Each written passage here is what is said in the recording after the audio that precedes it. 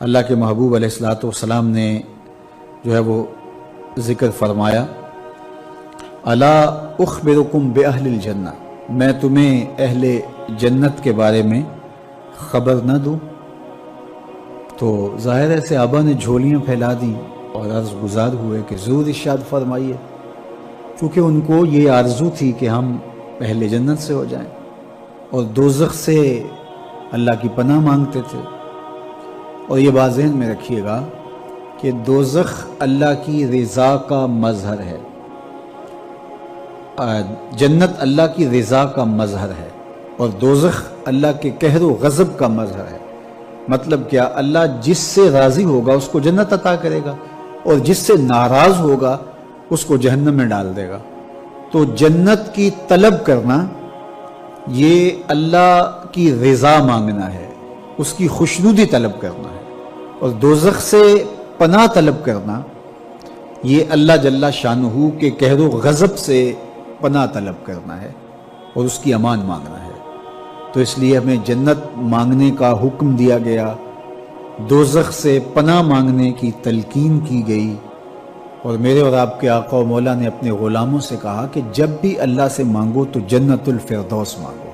یہ جنت کا اعلیٰ درجہ ہے۔ تو اللہ ہم سب کو جنت کے اعلیٰ مرتبے عطا کرے اور نار دوزخ سے ہمیں محفوظ فرمائے، آتش دوزخ سے ہماری حفاظت فرمائے۔ تو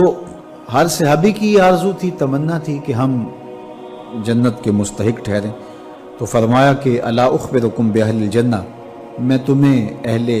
جنت کے بارے میں خبر نہ دوں؟ تو پھر ارشاد فرمایا الضعفاء المظلومون، جو کمزور ہیں اور مظلوم ہیں وہ اہل جنت ہیں، ایمان کی شرط کے ساتھ۔ جو مسلمان کمزور ہیں، ظلم و ستم سہتے ہیں، تو آقا کریم نے فرمایا کہ وہ اہل جنت ہیں، چونکہ بہت سارے ان کے گناہ، ان کا کفارہ ان پر ہونے والے ظلم بن جاتے ہیں۔ تو اسی طرح مسلمان جب ظلم اور جبر سہتا ہے تو یہ اللہ جل شانہ اس کو اس کے بدلے میں، اس کے صلے میں جنت عطا کرتا ہے۔ اہل ایمان کو دنیا میں جو تکلیفیں پہنچتی ہیں تو ان تکلیفوں کے بدلے میں ان کو اجر دیا جاتا ہے، حتیٰ کہ جو اہل ایمان کے پاؤں میں کانٹا بھی چبھتا ہے اللہ اس کی بھی ان کو جزا عطا کرتا ہے۔ اور ایک حدیث پاک میں آتا ہے کہ اہل بلا کو جو قیامت کے دن اجر و صلہ عطا کیا جائے گا تو لوگ آرزو کریں گے کاش کہ ہماری کھال اور ہمارا جسم لوہے کی کینچیوں سے کاٹ دیا گیا ہوتا، تو آج جو صلہ اس کا حشر کے روز دیا جا رہا ہے۔ تو مظلوم بن جائیں، کبھی ظالم نہ بنیں، چونکہ ظلم قیامت کے اندھیروں میں سے ایک اندھیرا ہے، اور مظلومیت یہ دخول جنت کا سبب اور ذریعہ ہے۔ تو حالات میں بعض اوقات اس طرح کی صورت بن جاتی ہے کہ یا آپ ظالم بنیں یا آپ مظلوم بنیں، تو اس وقت مظلوم بننے کو اختیار کر لیجئے گا، ظالم کبھی بھی نہ بنیے گا،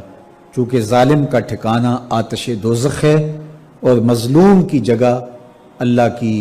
جنت ہے۔ تو اللہ کے محبوب علیہ السلام نے فرمایا الضعفاء المظلومون، جو مظلوم کمزور لوگ ہیں وہ اہل جنت میں سے ہیں۔ اب کشمیر کے مظلوم لوگ، فلسطین کے اندر جبر کی چکی میں پسنے والے، اور شام کے مظلوم مسلمان ایک طرف تو اذیتوں میں مبتلا ہے اور دل دکھتا ہے، اور دوسری طرف وہ مبارک کے مستحق ہیں کہ انہیں اس ظلم کے صلے میں اللہ جنت کی نعمتیں عطا فرمائے گا اور اپنی کرم نوازیوں سے ان کو نوازے گا۔ تو میرے اور آپ کے آقا مولا نے ارشاد فرمایا کہ ایک تو ضعیف جو مظلوم ہیں، پھر ارشاد فرمایا الا انبئکم باہل النار، میں تمہیں اہل نار کے بارے میں، دوزخیوں اور جہنمیوں کے بارے میں خبر نہ دوں؟ تو پھر خود ارشاد فرمایا کل جازری، ہر شخص جو اترا کر چلتا ہے، سرکش ہے، اور عقول اور شروب لکھا ہے اس کی شرح کے اندر، جازری کی تشریح کے اندر، ہر وقت کھاتا پیتا رہتا ہے، اس کی زندگی کا مقصد ہی جو ہے وہ نفس کی خواہشات کی تکمیل ہے، کھانا پینا اور شہوات کی تکمیل، تو وہ دنیا کے اوپر چلتا پھرتا ایک درندہ اور حیوان ہے۔ انسانی قدریں کیا ہے اور زندگی گزارنے کا ڈھب اور سلیقہ کیا ہونا چاہیے اس کو اس کی پرواہ نہیں، بلکہ وہ متکبر، سرکش اور ہر وقت جو ہے وہ عیش و عشرت کی زندگی بسر کرنے والا جازری۔ تو کہا کہ یہ اہل دوزخ سے ہے۔ پھر فرمایا الا اخبرکم بخیارکم، میں تمہیں خبر نہ دوں جو تم میں سب سے زیادہ بہتر ہیں۔ تو پھر جھولیاں پھیل گئیں، تو فرمایا کہ بخیارکم محاسنکم اخلاقا، فرمایا کہ تم میں سے سب سے اچھے وہ ہیں کہ جو اچھے اخلاق کے حامل ہیں، جن کا خلق اچھا ہے، جن کے رویے خوبصورت ہیں، لوگوں سے جو اچھے انداز سے بات کرتے ہیں، اچھے انداز سے پیش آتے ہیں، اور ان کا طرز زندگی خوبصورت ہے۔ تو اچھے اخلاق کا حامل ہونا یہ اچھے ہونے کا ثبوت اور دلیل ہے۔ اور پھر آقا کریم علیہ السلام نے فرمایا الا انبئکم بشرارکم، میں تم میں سے جو شریر ترین لوگ ہیں ان کی خبر دوں، السرسارون المتشدقون المتفہقون، تین چیزیں حضور نے ارشاد فرمائی، سرسارون اور متشدقون۔ سرسارون ان کو کہتے ہیں کہ جو اپنی گفتگو کو کسی مجلس میں جب جائیں تو اس قدر وہ مجلس میں گفتگو کرنے لگ جاتے ہیں کہ کسی اور کو موقع ہی نہیں دیتے، اور یہ وجہ تکبر ہوتا ہے۔ کچھ لوگ تو ایسے ہوتے ہیں کہ بیچارے اپنی بات پوری کرنا چاہیں تو ان کی بات پوری ہو نہیں پاتی، ان سے بات سمٹی نہیں جاتی، یہ ایک ان کی کمزوری ہوتی ہے۔ لیکن کچھ لوگ کبھی ادھر کی کبھی ادھر کی، کسی اور کو بولنے کا موقع ہی نہیں دیتے، تو وہ ہمیشہ بولتے رہتے ہیں، اور یہ تکبر کی وجہ سے جس طرح اپنے آپ کو عقل کل سمجھتے ہیں، اور ایسے لوگ آپ معاشرے میں دیکھتے ہیں۔ علماء نے کہا کہ اس سے وہ لوگ خارج ہیں کہ جن کو خاص طور پہ مدعو کیا گیا ہو کسی موضوع پہ بات کرنے کے لیے، اور سارے لوگ خاموش بیٹھ کے سنیں اور وہ بات کریں۔ تو کسی سے بوڑھا بزرگ تھا، کوئی دانشور تھا،